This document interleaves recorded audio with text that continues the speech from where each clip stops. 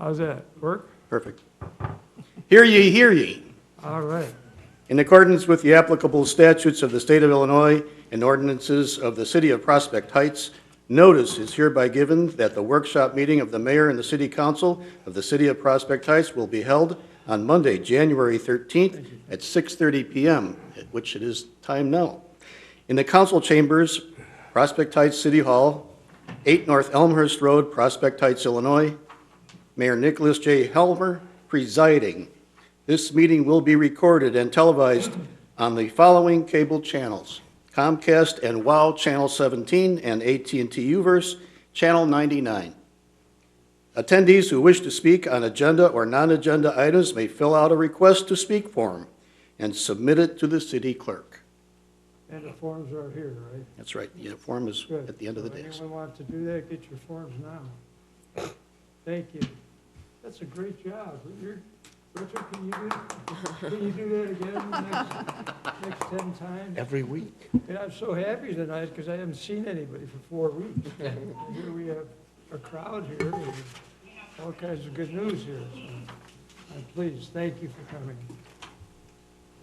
All right, so we had a call to order. Let's have a call for a quorum. We need 3 out of the 5 aldermen. Alderman Wendy is not coming tonight by previous letting us know previously. So let's go from there. Okay. Alderman Cameron. Here. Alderman Quinn. Here. Alderman Ludvixson. Here. Alderman Dolick. Here. All right, we do have a quorum. We needed 3, we have 4. So let's proceed with the items of the agenda. And start with a Pledge of Allegiance. We have Officer Profont out there. He's going to lead us in the... Sure, here we go. I pledge allegiance America and to the republic for which it stands, one nation, under God, indivisible, with liberty and justice for all. Thank you, officer.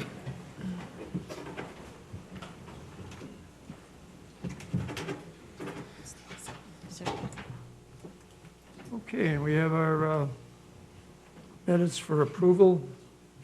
Joe, is that what we're doing? Yes, sir. We have the minutes from the December 9th meeting. Are there any additions or corrections? And if not, we will entertain a motion to approve. Motion to approve as presented? Second.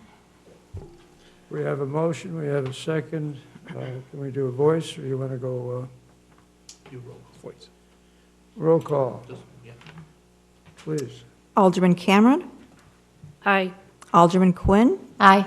Alderman Dolick. Aye. Alderman Ludvixson. Motion passes 4-0. Which brings us to item 5, presentations. And we are honoring a very good business tonight, the Discount Liquors, Harry and Kathy Patel.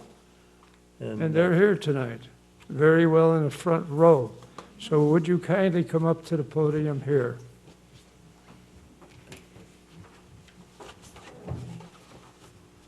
All the way around. I want everyone to see you. Come up here.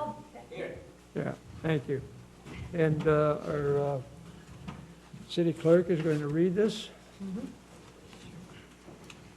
All right, let's get by the flag. Where's our photographer? Okay. She's going to read something for you. Just stay right here. This is a certificate from the City of Prospect Heights honoring exceptional service as a Prospect Heights business. It is awarded to Kathy and Harry Patel of Discount Liquors. The City of Prospect Heights honors and thanks Kathy and Harry Patel for their more than 21 years of service to the city as a premier liquor vendor. They have served the city with dignity and noble purpose and have run their business without any incident. The City of Prospect Heights, especially the Prospect Heights Police Department and its residents, hereby show their gratitude and commend Kathy and Harry Patel of Discount Liquors. Thank you. Thank you so much.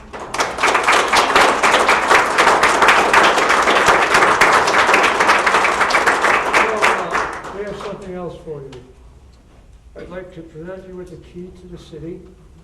I have to tell you, it will open no doors. But it's a symbol, and the symbol is that we trust you, that we're pleased that you've had the business here for a long time and have done a great job. And we're still looking to see if we can help you, because you definitely want to stay in Prospect Heights. But with the building being renovated where you're at now, that's a place you can't stay. So let's see if we keep looking. We have another month or two before you leave or before you leave the premises, and we're going to try to find something. So, you know, the ladies are always in charge of the house, so I'd like to present this to you. Thank you so much.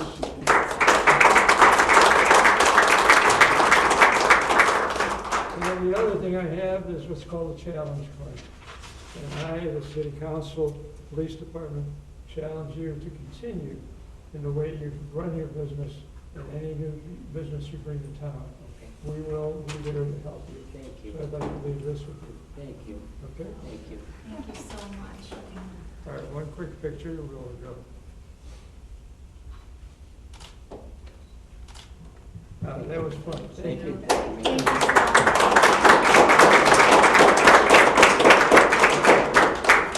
Thank you.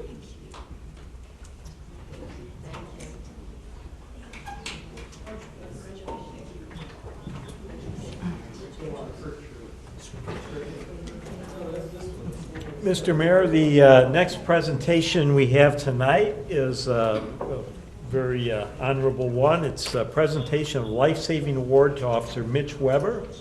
And it's my understanding this is his second with the Prospect Heights, and he had one in, oh my gosh, 4. Wow, 4, okay.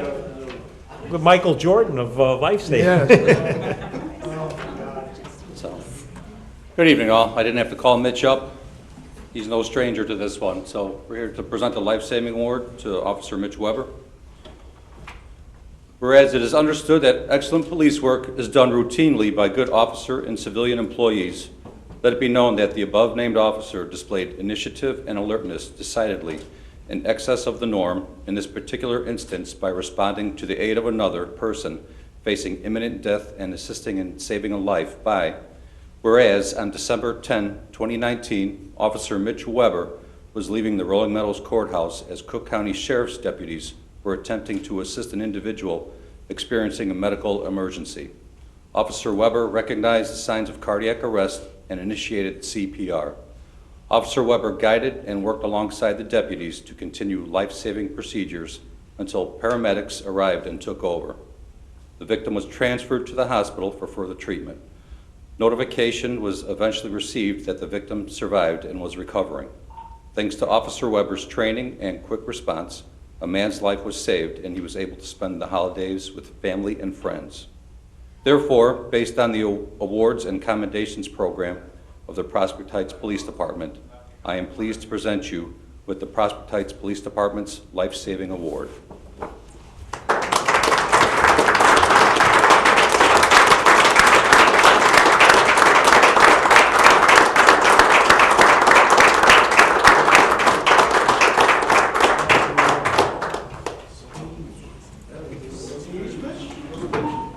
Speech.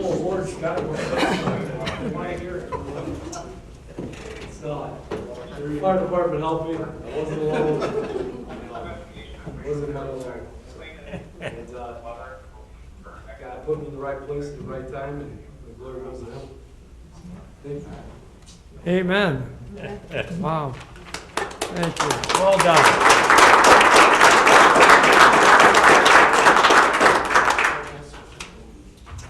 Mitch, it's easy to see that you're a man of action, and you're down, you're not a public speaker or a braggart or anything like that. You really do a great job, and there are at least 4 people that can attest to that. So thank you what you do, and your friends, your people that you work with. I know they all appreciate what you do, and so does the city and the city council. So thank you. All right, Joe. Congratulations. Item C, we have the, basically the kickoff of the new budget season. It's a status report from Finance Director Mike Ducharme. He's going to review our operating budget and our capital improvement plan. He's also going to talk about some concerns we have on the horizon as far as funding pensions, police pensions. There's been some changes in the state law, changes in our obligations. And at that, I'll turn it over to Mike.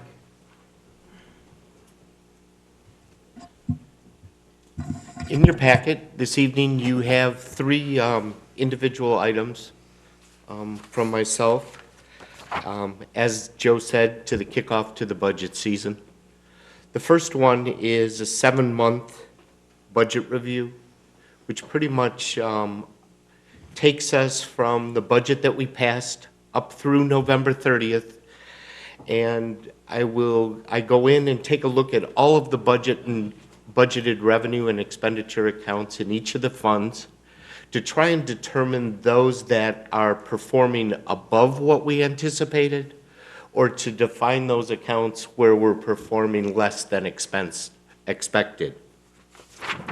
I outlined a number of, I think there were 3 funds that I identified variances. First one being the general fund, where the positive variances totaled $444,000.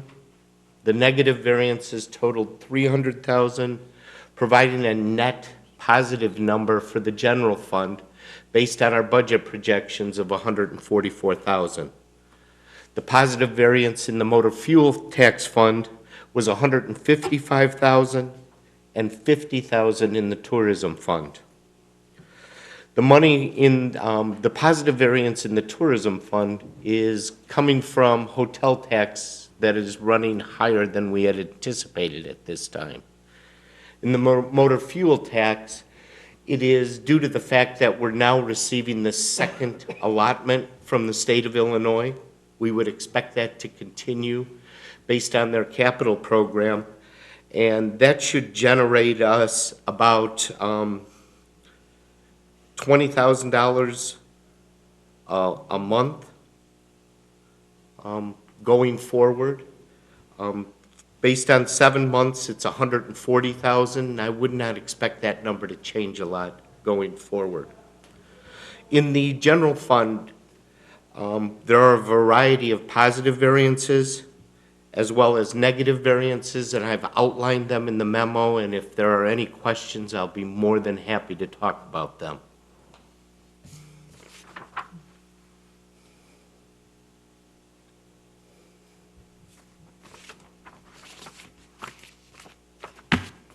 The reason that we go through this exercise and provide the report to the council is so that we don't get down to the end of the budget year and members of the council look to me and say, why didn't we know this was happening before?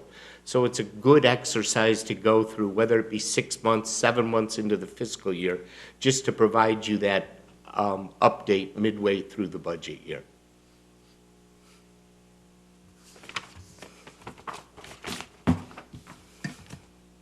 Any questions, please? I have a question. Yes, ma'am. Please. Michelle Kelly. What is the retiree health insurance? What is that for, under general fund, what's that for? The $15,000? Retirees who leave the village have the ability to purchase health insurance as long as they're willing to pay the premium associated with it. We come up with a budget based on what our expectation is in terms of the retirees who will be participating in that health insurance program. Sometimes it works out that they elect not to take the village's health insurance. They go out on their own and purchase it, which could cause the variance in the number that we budgeted for. Anyone else, please?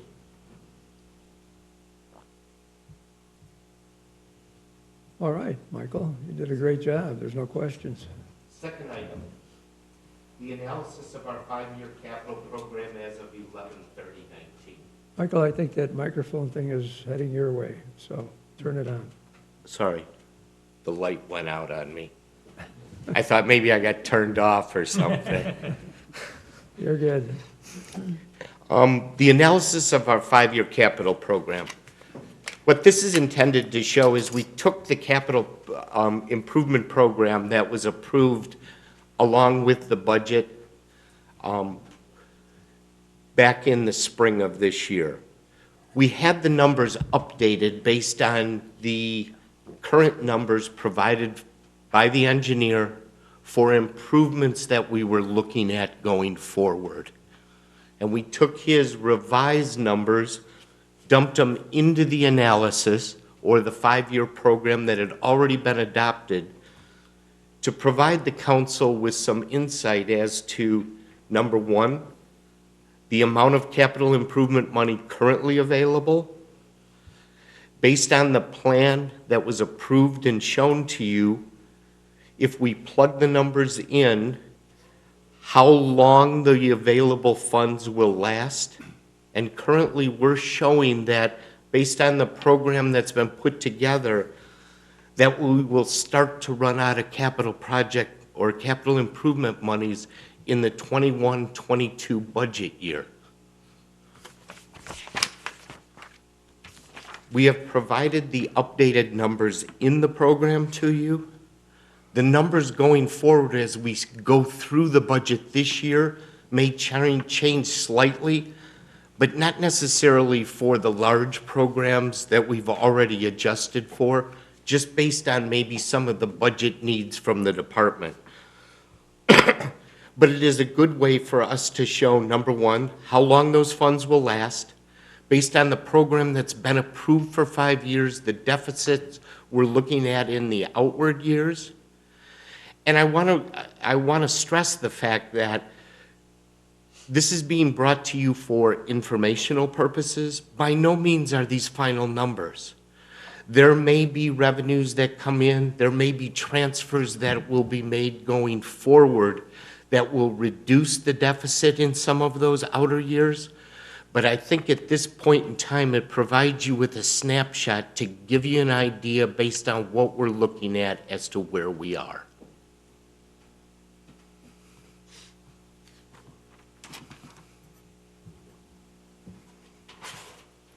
All right, at this point, we can ask for questions again. Anyone? We will go through this in far greater detail when it comes time for the budget, but it's a good way to provide you with the information ahead of time. So if you would like to make changes to the program, you have all the information there in front of you. All right. Number three. There's been some talk recently about proposed changes to the Tier 2 police officers. And rather than waiting, based on the changes that are being proposed in the legislation, we reached out to the actuaries to have them determine if the changes that were being looked at were approved, how they would impact the city of Prospect Heights. Now, initially, I want you to know that currently the contribution on an annual basis that the city makes to the police pension fund totals $1,055,000 or $1,002,000 currently. Based on the actuarial report we received earlier in the fall last year, our contribution for next fiscal year was estimated to be $1,055,000. When they quantified or took into account the changes that were being proposed, that $1,055,000 would change to $1,219,000, and we could expect it to increase to the city of Prospect Heights by approximately $100,000 a year for the next 4 years at least going forward. It will probably extend out well beyond the 5 years, but we only asked them to look at the next 5 years to provide us with the information so that we'd have it so we could start planning for it. Now, again, these are only proposed changes. The legislation has not passed. I'm not even sure when it's being voted on, but I thought we'd be in a better position being ahead of that rather than waiting to get it passed and then find out. The other piece that I want to add to this is, through the consolidation of the pension funds, we will receive some sort of credit for administrative expenses, which we have been paying on our own to hire our own consultants to manage the investments. It has not been quantified what that amount of money coming back to us will be. It's probably far too early. I can't even guess as to what it would be at this point in time. So there should be some offset to those totals which I told you. It's just not, I'm not sure when and the amount we'll see.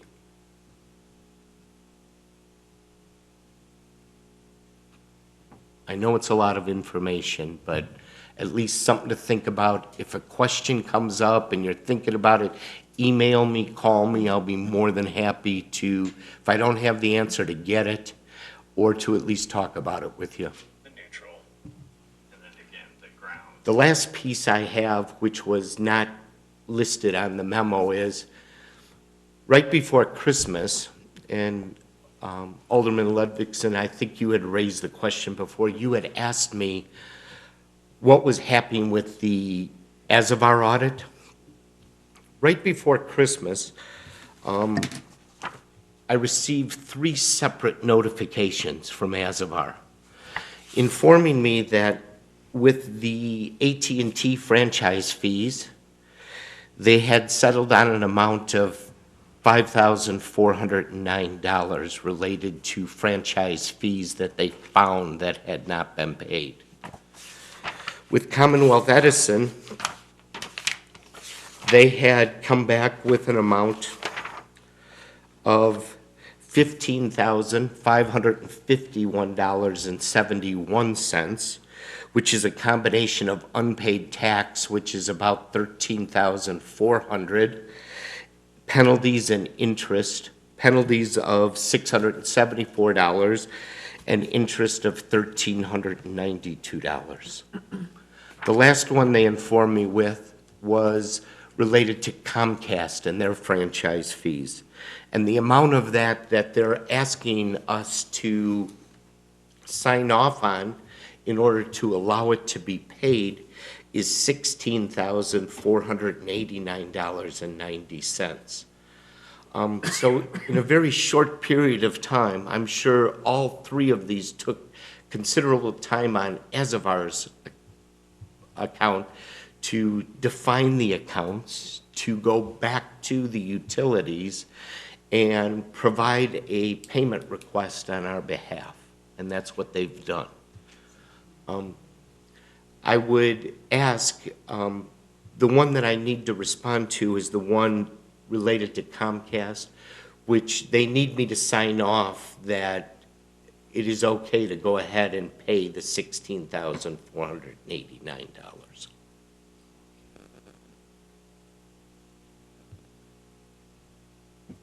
Questions? Unrelated to those 3, did they have any, are there any findings? Oh, there will, Other findings? Sorry. there will be other things. By no means is the audit done yet. As they get responses, they provide us with information, and as quickly as I can, I'll report it to the council. Or to Joe before it even gets to the council. So do you need a motion?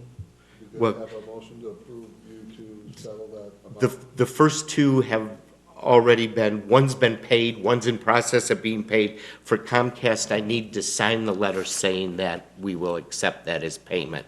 And ASAVAR is basically saying that is what is due us at this time. Now, please understand now that they've found all these, going forward, all of these customers will continue to pay and the money will come to the city of Prospect Heights.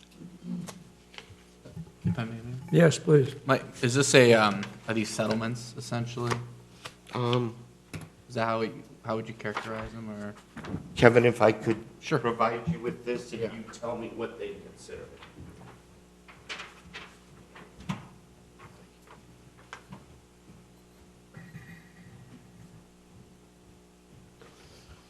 So, I would consider it that, and I would just suggest that a resolution be prepared authorizing it's a settlement or release essentially. So we can prepare that for the next meeting, authorizing the acceptance of this. Fine. My only question then, are there deadlines, or if we don't meet a certain deadline? No, does that there's no- figure change? They've waited this long to pay us, so they haven't been in any hurry, so I can't expect them that they'll be expecting this back tomorrow. All right, anyone else, please? All right, Joe, do we move on? Yes, sir. No appointments, confirmations, or proclamations. Are there any public comment items? No, nothing submitted. Mayor, that brings us staff, elected officials, and commission reports.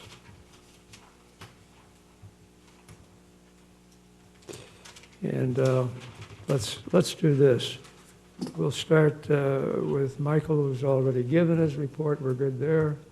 I think Mr. Roscoe should be first. Identify the job you hold and make a few comments. Please. Director of Public Works, Mark Roscoe. Mr. Mayor, thank you. A couple of things going on in the city right now. Sewer work. Our contractor, American Underground, is busy at work televising and light cleaning sewer lines north of Palatine Road but south of Hints. They're back to working on it last week, this week, and hopefully next week. So that's going along well. On the engineering side, the work that we did last year, we're making headway of getting those projects lined up to get some repairs done. So residents can see locate marks and survey flags out on the property in different areas around town. Once we get closer to getting those projects executed, we'll let residents know what's going on. But we've had calls, people wondering what the new flags are and the paint on the ground. Made it through a little winter weather this last weekend, and we're moving forward. Thank you, sir. Thank you. You guys did a great job as usual. Thank you. We come to depend on perfection, and you're reaching for that point. But don't get it in your head. I'm sure you'll do it. Thank you. Who's next? Thank you, Mr. Mayor. Peter Falcone, Assistant City Administrator. It is beginning to look a lot like vehicle sticker season. So Make that a song. we're almost there. Not yet. I'm working, administration is working with finance. We are working on the renewal forms. We are hopeful to get those out February 1st. That's our target date, so that residents and businesses will have 2 full months in order to purchase their stickers. And I do recommend everyone purchases their sticker because, as I have said in the past, the city does go through a very exhaustive process to make sure that every vehicle that is registered to a Prospect Heights address does have a vehicle sticker, and we will be enforcing that very strenuously, only for the simple fact that this is a major revenue source for our roads program, and as Finance Director Ducharme had mentioned, our CIP, our Capital Improvement Plan, plans to go into the red in 21-22, I believe he said. So every penny counts when it comes to our roads and infrastructure. So please be on the lookout for your vehicle sticker forms, renewal forms. Those will be going out, like I said, February 1st. And as always, you can purchase the stickers in person, through the mail, or online. We try to make it extremely convenient for you. Thank you. Thank you. Dan? Thank you very much. Happy to announce a couple of businesses that are moving forward with their remodeling projects in new to town. First, Lola's Pizza Palace is making great headway on renovating the old Secret Garden restaurant and targeting here hopefully to do carry-out delivery hopefully here in the next 2 weeks, and that'll be good with full restaurant operation shortly thereafter. So that remodeling is coming well. We also have a new breakfast restaurant that is targeting to be open the end of this week, first part of next week, Bread and Butter Cafe, which is going into the spot that was vacated by Lola's to move forward. So that'll be another option for restaurants. And then last week, we had an unfortunate incident where a car drove through into Monica's, and caused them to close for a while. Happy to announce they got their permits, they did all their work, and they're targeting to be open hopefully at the end of the week or Monday at the latest. So the owners have been great to work with. He cut his vacation short, kept all his staff on. They've worked diligently to make the corrections, and it is coming along really nicely. Finally, we did get notice that the vacant Hardee's on Milwaukee Avenue, the auction was successful, and waiting on final confirmation of the closing, and if that goes through, we should have a new restaurateur in this summer. It's a little premature to say what it is, but hopefully by midsummer, we'll have a new restaurant at the longstanding vacant Hardee's building. So we're moving forward and keeping busy. Thank you. All right, as a point of reference, Monica's is at Prospect Crossings, is that right? No, Monica's is over at Milwaukee Center. Plaza. I was close. Yep. PP. And I've not seen a car fully inside a restaurant before. Mike Brzezicki, one of our inspectors, was having breakfast there, Joe. Lunch. And he was very quick in getting out of the way. So, not good, shuts the business down, shuts income for them and for us down. But it's being worked out, and I know Monica's is a popular place for people to go. So that's too bad, but stuff does happen beyond our control. Yep. Thank you very much. All right, thank you. I just have to say I was at the meeting for the Willow Road renovations or repairs for the Willow Road Bridge, whatever you want to call it. It was a very productive meeting. I think we came out of it with, I'm sure Joe will comment on this, with a kind of a final plan that everybody's in agreement with to move forward and will be brought to the council, I think, by the next meeting. So I'll leave that for Joe to fill in the details. All right, thank you. Who's next? Dan Peterson and I attended the And Greater... who are you? Oh, I'm sorry, Joanna Precision, City Clerk. Try that one. Yes. We attended last week Friday, there was a kickoff meeting for the Greater Wheeling Area Chamber of Commerce, which of course Prospect Heights is a part of.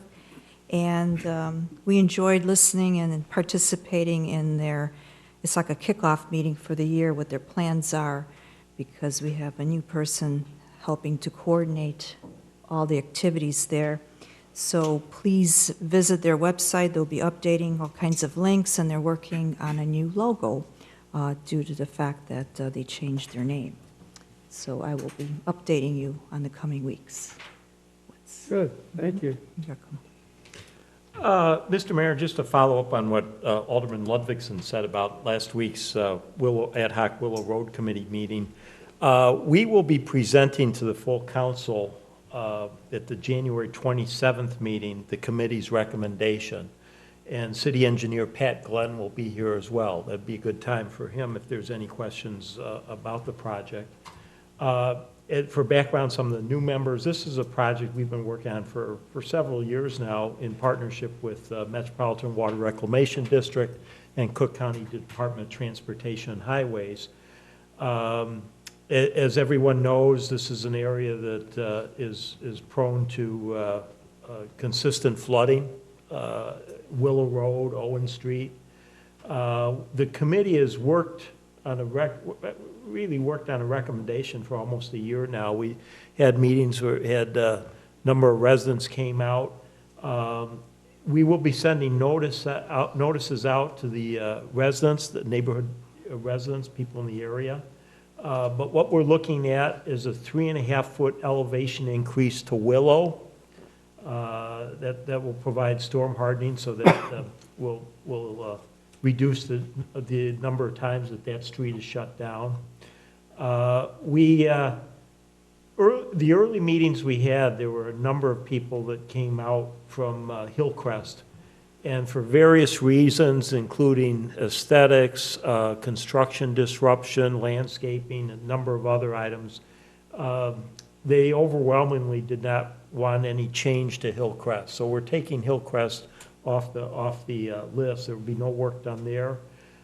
We did work in spend some time trying to find an elevation for Owen Street, and we are recommending a 2.5-foot elevation increase to Owen Street. So those are the three areas.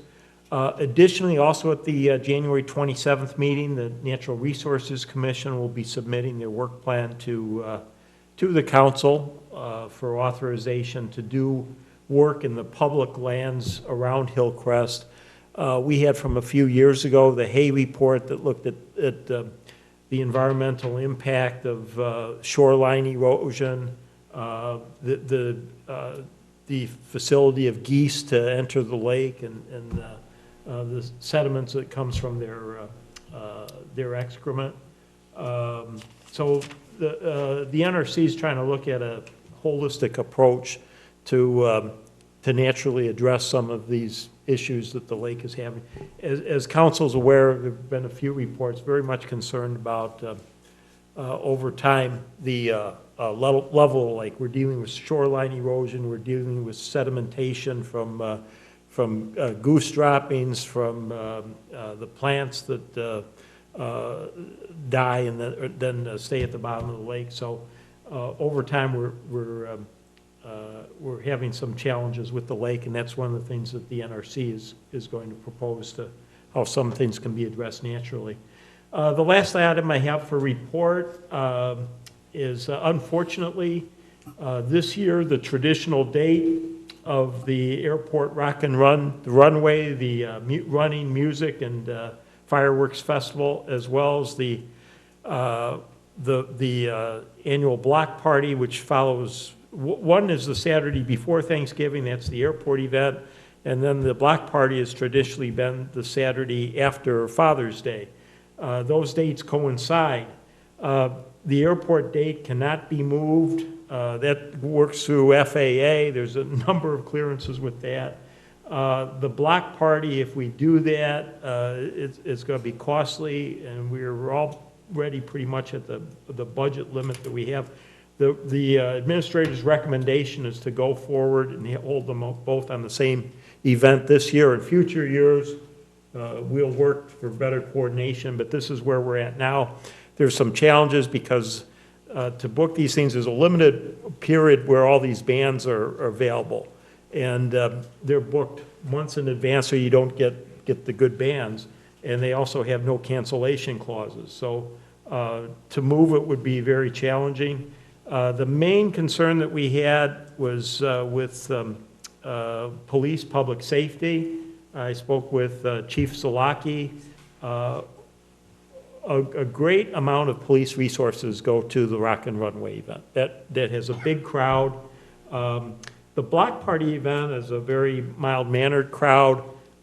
Chief Zalaki believes that they can handle it with one officer and somebody who's on duty. So he's not concerned about that. That was the main issue that we had to look at. Administrator's recommendation is, this is where we're at. It's unfortunate, but I'm recommending that we hold the events on the same day. Doesn't sound like we have a great big choice to do anything other than that. It's a bit of a pick your poison situation, so. Any questions? It's pretty important stuff here. All right, so we're aware of it. If anything else comes up, Joe, I'm sure you'll let us know. Thank you, appreciate that. We'll go from there. I have a vacant position that I would like to fill on the police pension board. And we can do that. I think I've approached Thomas Hoytink, who was head of the committee on cannabis with a great background in accounting and finance and other areas. You should have received a copy. Karen, did we get that out? You have a copy tonight for your review again, even though you probably may have the old copy too. But very important position, and we'd like to go forward. So I will present for ratification at the next meeting Thomas Heitnig, and I think he's going to do a great job. So, thank you. What's next? Mr. Mayor, who's stepping down? Sal. Oh, He stepped down a month ago already, and I really didn't latch on to that. So, it's an important Oh, this is for situation. the pension board, not the police and Yes. fire commission. Pension board. Pension board only. All right. Mr. Lawyer, anything? Mr. Lawyer. Isn't that your name? Mr. Mayor? No. Thank you. Karen? Karen Schulteis, Deputy Clerk. We got out actually I didn't, Jen Mizia from the Building and Development Department got out the notifications for business licenses very early. We're already starting to get, people are already starting to come back in. We're getting a lot of our business licenses out very early this year. So that's moving along. It's moving along. Okay. Who's next? Kathy Quinn, Quinn, thank you. Ward 2. Right now, we secured a census display opportunity with the Prospect Heights Library, and I am working on that with the staff just to reinforce the community with the census. And that's my report. All right, Alderman Dolick? Thank you. Matt Dolick, Alderman of Ward 5. I have no report. Thank you, sir.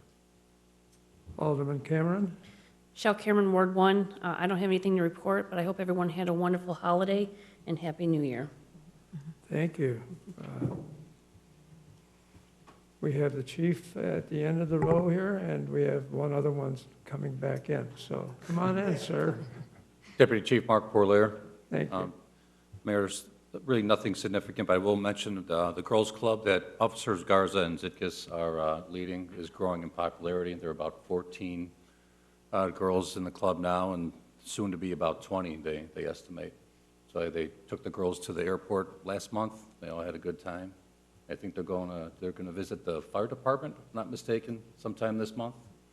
And they're putting a lot of effort and work into running that club, but it's very successful. Wow, we have a club right here, too. So we understand that is a good way to get out and talk to people and let them know about Prospect Heights, too. Yes, sir. All right, thank you. Thank you. Treasurer Tibbetts is on the air. All right, thank you. Well, as you all know, I had a tough time myself and my family in the last quarter of 2019 with my mother passing on the 29th of November. And she was 98 and a half years old, so we celebrated her life with a funeral out in Arizona and then another one here in Chicago area. So I appreciate everyone's condolences for that. So going on, I noticed that the issue of city waters dropped off the agenda.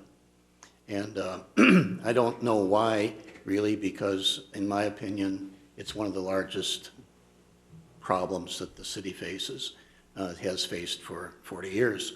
And so I think that, again, I beckon all of you, even though I wasn't around for a few meetings and I was out of town a lot in the last quarter, I do have an awful lot of information, or at least I'd like to have a discussion with each and every one of you, either by the areas that you serve, the wards, like, for example, wards 1 and 5, or wards 3 and 4 together. Kathy, we talked a little bit about the Rob Roy situation, which is a little hybrid between the two. There are definite things that we can do to prepare ourselves for the possibility that maybe someday, somehow, we might be able to see our way through to install the rest of the city water system, I'll call it that, because we really need that to happen. I know it's not something that we can snap our fingers and check it off our list tomorrow. It's definitely something that we have to reckon with. And the more I talk to people, both employees of the city and people who I know have had a long history with wishing that we could solve this problem somehow. Parenthetically, I spoke with a new resident. I actually overheard Peter talking to somebody on the phone last week, and I drove down and talked, I rang the bell and talked to her husband and her, and they're 30 days in Prospect Heights. They didn't really perceive that there would be a problem with well water, but they regret not having city water now. Even though they know they're here to stay, they're going to deal with it somehow. They had the Culligan man coming the next day. Hopefully they got some relief. But they were just befuddled at how in the world the city couldn't figure out a way to get the water to their neighborhood. And we had a nice discussion. I told her that she needed to make her voice known, and I invited her to come tonight, which she didn't come. But I think she will at some point, because she's a very intelligent person. She's motivated, and I do think that she's one of those people that could help talk to her neighbors and help figure out a way. But we need to figure out a way too. It really, in my opinion, we've done it once from the bottom up. We tried to do it again from the bottom up. Didn't seem to work. I think at this stage of the game, it needs to come from the top down. You just have to have the political will and the understanding that you owe it to a large majority, not necessarily, I'm not going to claim that there's a majority of people that want city water. I do believe that there's a majority of people that would like city water, but there's certainly a ton of people that really want it and need it. So that's on the potable water side of things. But then we've got the fire protection and we've got the economic development. And as we all know, those things are a problem when it comes to fighting fires and developing certain parts of the city that would provide economic dollars, revenue to us. And as we just heard from our finance director, we're going to face another round of shortages in terms of dollars. And that leads me into talking about home rule again. Home rule is another source of revenue that we just can't seem to get done. And I really think that we need to look at this again. I think the election this fall is another prime time for us to go put home rule on the ballot, because we're entitled to do that every 2 years. And so, because it will be a massive turnout election, it will entitle a large number of people to express their opinion through their ballots. And I think we should do another go at this and hopefully do it better and explain it better, that this is not something that people should fear. I think it's something that we should embrace. It's something that will help all of us. And so I just would like to throw that on the table and have you start thinking about the possibility of passing a resolution to put this question on the ballot again in the fall. And then another issue is that in terms of other things that I've been working on, my NATOA group, the National Association of Telecommunications Officers and Advisors, I'm the treasurer of that association. I've been that for 2.5 years.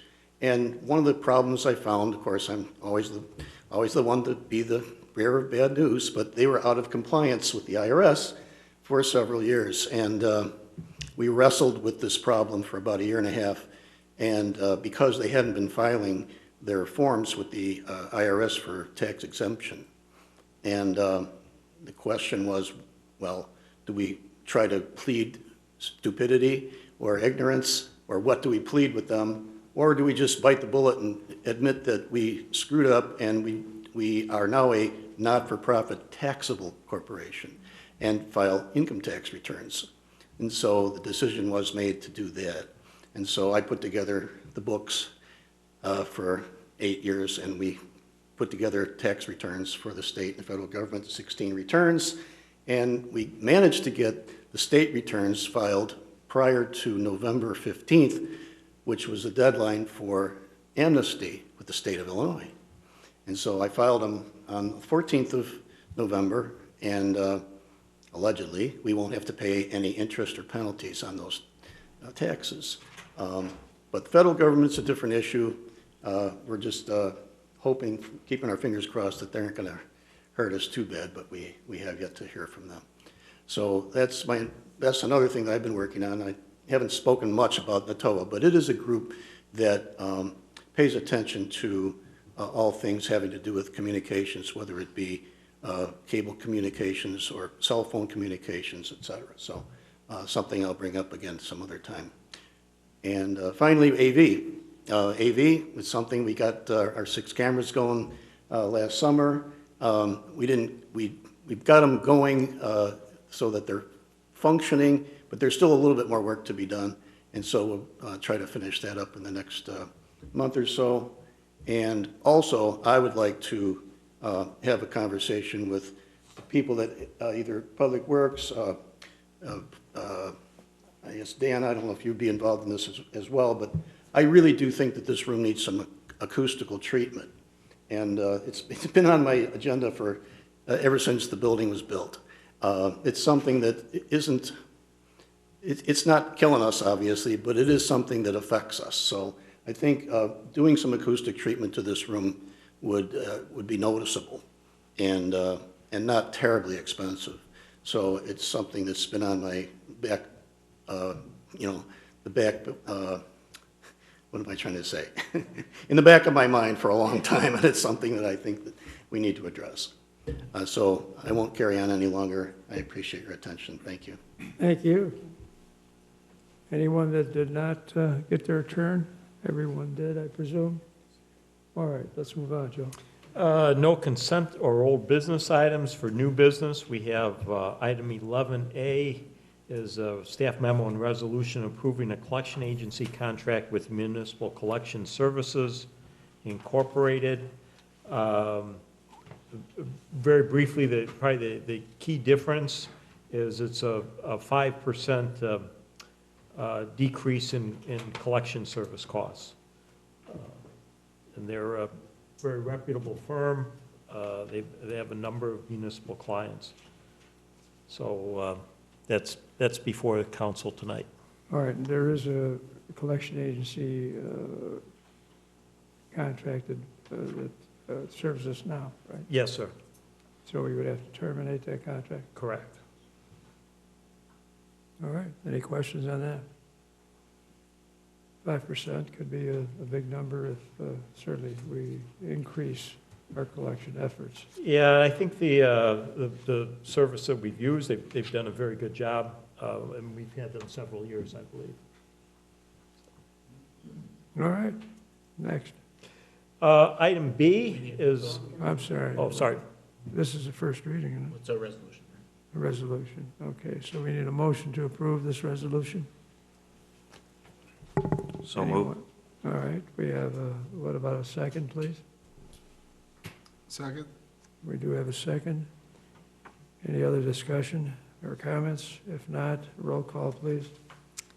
Alderman Ludvitskin. Aye. Alderman Quinn. Aye. Alderman Dolick. Aye. And Alderman Cameron. Aye. Motion passes 4-0. Now we can move on. Item B is a staff memo and ordinance authorizing the city of Prospect Heights to conduct a tax increment financing feasibility study for the former Jolly Funhouse Academy property 1010. We've had I think 2 or 3 meetings about this, so I think the council's very familiar with what the project is. The feasibility study would be for the city authorization for the city staff to go out and solicit responses of a consulting firm that does this consistently. And they would look at what is proposed by the developer, what are eligible costs, what meets the but-for test as far as would this project proceed without a level of public assistance? We've identified the challenge of water. That's probably the most prominent area where there's an additional cost to this. So this would be the consultant would really tear into that and come back with a recommendation. As is presented, the ordinance was drafted, it's solely for the property of the Jolly Funhouse Academy. Now, as I think everyone is aware, there have been no taxes collected from that property when it was a nursery school daycare center. So this would be new, tax increment financing structures, 23 years. As it's presented, we're looking at that property. Staff recommendation is that we also look at extending that to address some of the stormwater management issues that I think would be related to this, as well as the neighborhood. We're certainly aware our colleagues from school and park districts are very much concerned about tax increment financing districts, understandable. So we will look to see if we can do this surgically. This is limiting the amount of that neighborhood as much as possible, even if it's possible to utilize easements and streets and so forth. But that's something that a TIF consultant is far more knowledgeable of than city staff. As when we talked at the beginning, there were other options too. There were options of looking at the possibility of disconnecting this property and going to Wheeling. There are also possibilities of looking at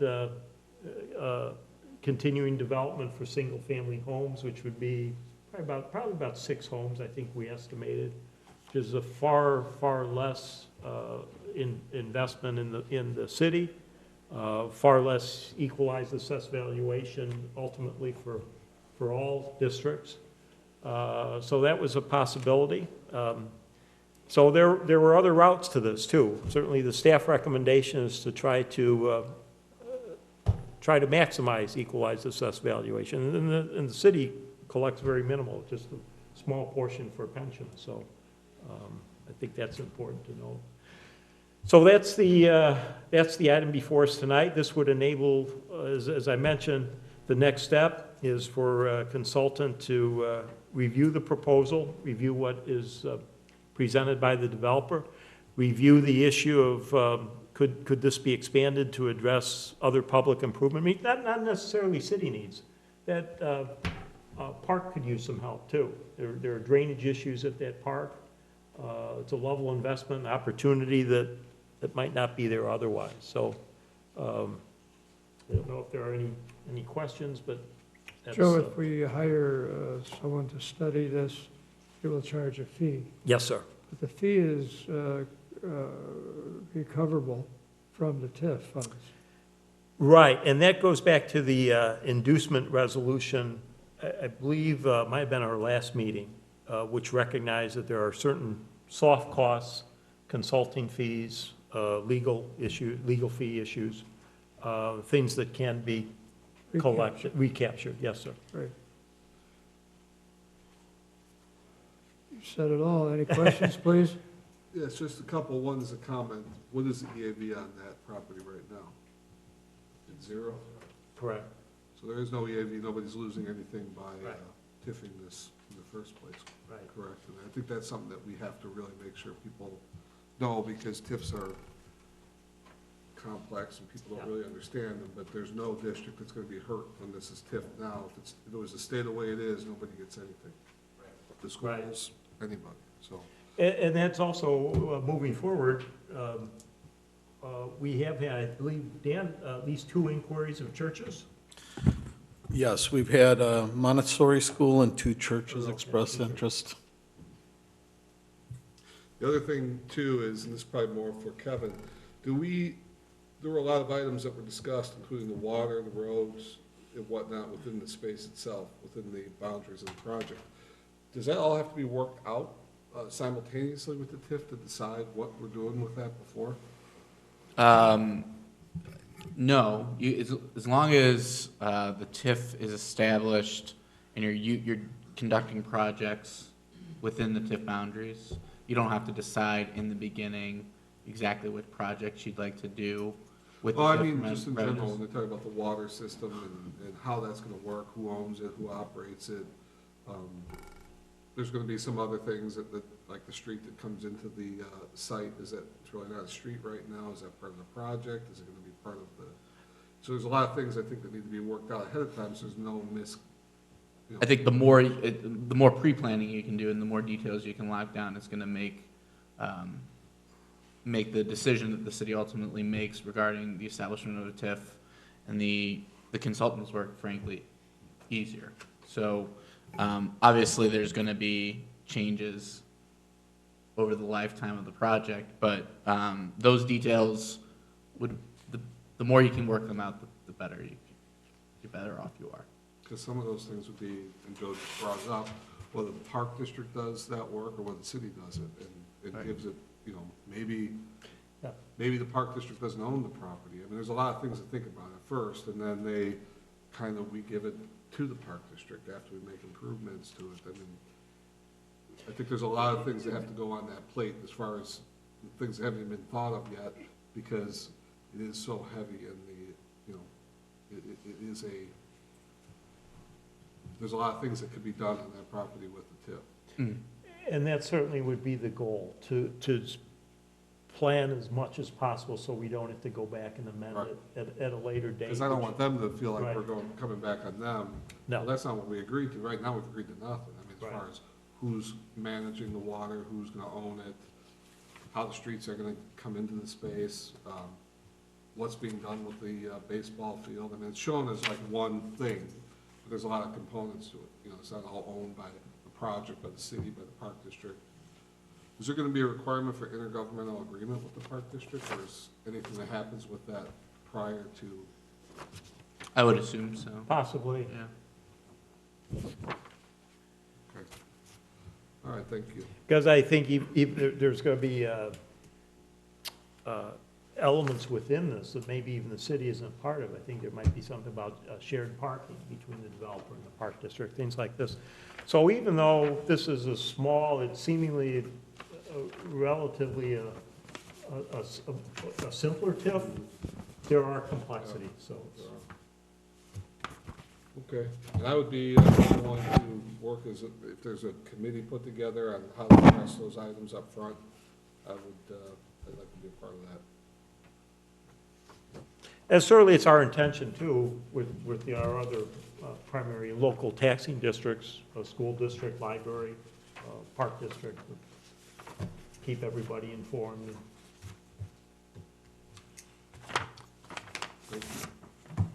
All right, anyone else, please? All right, so this is the first reading. We don't need a vote of any kind. So can we move on then, Kevin? Yep. Go. Next item of good news is, this is a memo and ordinance to increase the number of Class C liquor licenses from 2 to 3 and decrease the number of C1 liquor licenses. C1 is the beer and wine, by request of Lola's Pizza Palace, which is getting closer to opening their new store. And as the letter states, they're asking if they could serve a more robust liquor service rather than just beer and wine. Hey, Nate, can you wait just a minute? Sure. We're almost done. Thank you. And if you'd like to come up, if there's anything you'd like to tell us about too, about the new venture and where you're at. Okay. Well, we're coming along as fast as we possibly can. Lola, could you identify I'm sorry, yourself? Maxine Barton, owner of Lola's Pizza Palace. Coming along as we physically possibly can. We're excited to open and get our new place moving. Like Dan said, we're going to open up for pickup and delivery, and hopefully as soon as possible, open up our full-service dining room. We will have waiter-waitress service, and we'd like to have a full bar because we would like to serve our island-themed cocktails, which would require, assorted liquors as opposed to just beer and wine. All right, any questions, please? you're doing well. Thank People have already noticed the outside Mhm. improvements, and God bless you. I was in that place, and if you get to finish what you've started, it'll be a big change. I guarantee you it And will good be a big change and will make the city proud. Yeah. I need to take, thank you. Thank you. I need to take a 3-minute recess. I'll be right back.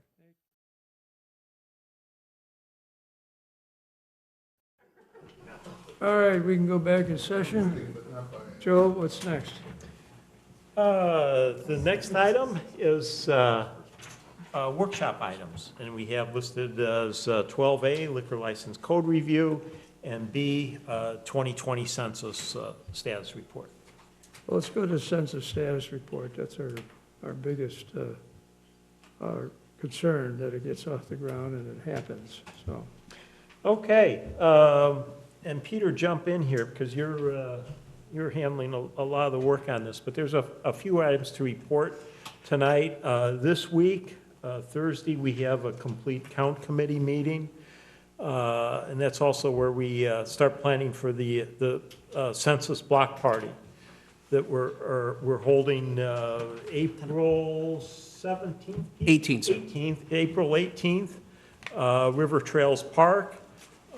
It's with our complete count committee members, the park districts, the library districts, Harper College, number of other people. They've been so helpful. And then we're also going to kick around ideas to promote outreach. Outreach being to set up a census table at a community event, as we did with National Night Out. We've been out. We've been out for the tree lighting. We're hoping that there might be other, people aren't coming to those events for the census, but so we're hoping we'll hit that sweet spot where there, we can get more promotional activities for. So that we're working with our partners. Alderman Quinn mentioned that both libraries have been so good to us. And Prospect Heights Library District is offering us, they have these cases, display cases, and we've got 2 months that they've allowed us to do a census display that we'll be working on. We're going to try to kick around a number of other promotional ideas. As we speak right now, Mike Porzicki, who's a great asset for this because of his contacts, he's at one of the apartment association meetings tonight to talk about getting people to participate. And also there's also nice part-time jobs. I say they're nice part-time jobs because they pay well, and they're also very flexible as far as the individual being able to set their own hours. So we're trying to hit on all cylinders here. All right, that's coming along. What is the council doing individually with the census? Alderman, I can start with Alderman Quinn. She she got us the library display. She engineered that through her contacts. Alderman Quinn and Alderman Cameron working together have a very good idea about using, I'll just let you go ahead, either one of you. You have a very creative idea about artistry. And We'll tell you. We'll tell you. Because the police department might want to hear this. I have come up with an idea that other municipalities want to borrow from us. We're going to do some tagging throughout the community of census, but it's not going to be permanent. It's going to be a washable paint. So it will be something that we can put on the streets or sidewalks or wherever and at the block parties, just to draw some real attention to the census and get people to become involved and engaged in it. And, well, Michelle works for, conveniently enough, for Rust-Oleum, and they manufacture this erasable paint. So we're going to look at getting it donated. That's our, primary thing. We're going to see what we can get donated, and really just to engage the community and We're going to help with the block parties in wards 1 and 5, and to get people out, just to get excited about, and also to be educated that it's okay for them to participate in the census. So that's where we're at. And also, I forgot to mention, but our vehicle stickers came today.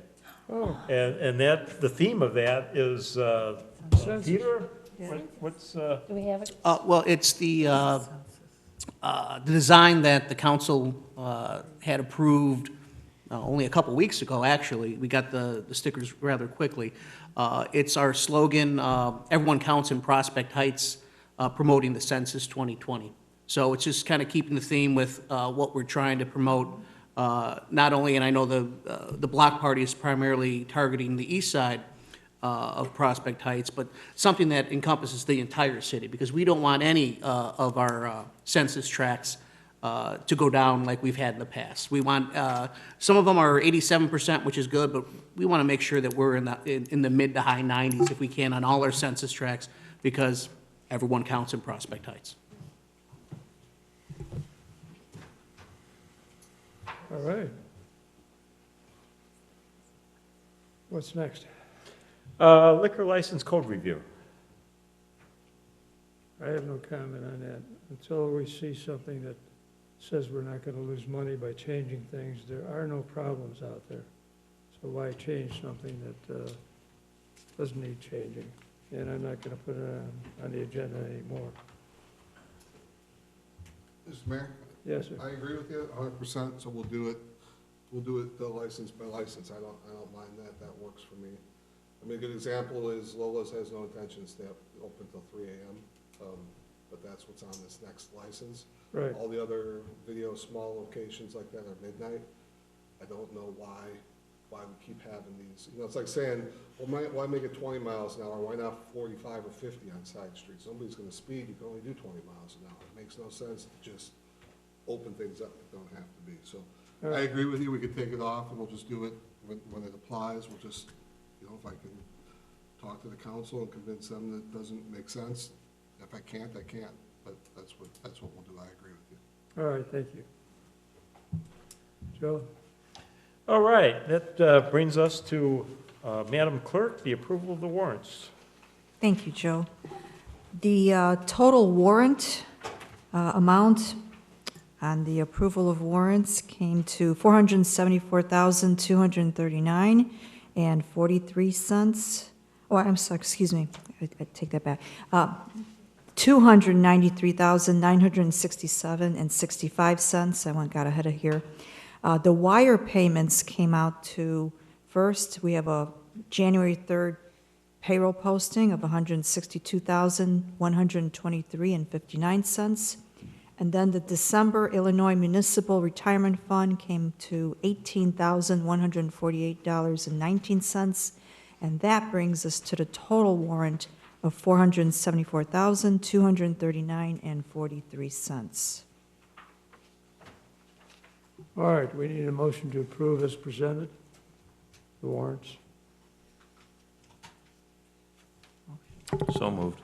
Second. We have a motion, we have a second. Any further questions, comments, or reductions or increases? There being none, roll call, please. Alderman Cameron. Aye. Alderman Ludvixson. Aye. Alderman Dolick. Aye. And Alderman Quinn. Aye. Motion passes 4-0. There are no public comment items of non-agenda matters. Mr. Mayor, we do have a request for executive session tonight regarding the possible purchase of property. Motion to go into executive session, please. So moved. We have a motion, do we have a second? Second. We have a motion and a second to go into executive session. Roll call, please. Alderman Cameron. Aye. Alderman Quinn. Aye. Alderman Ludvixson. Aye. Alderman Dolick. Aye. Motion passes 4-0. You'd just like to note there will be no final action after executive session tonight. Good. And what are we talking about in executive session? Purchase of real estate.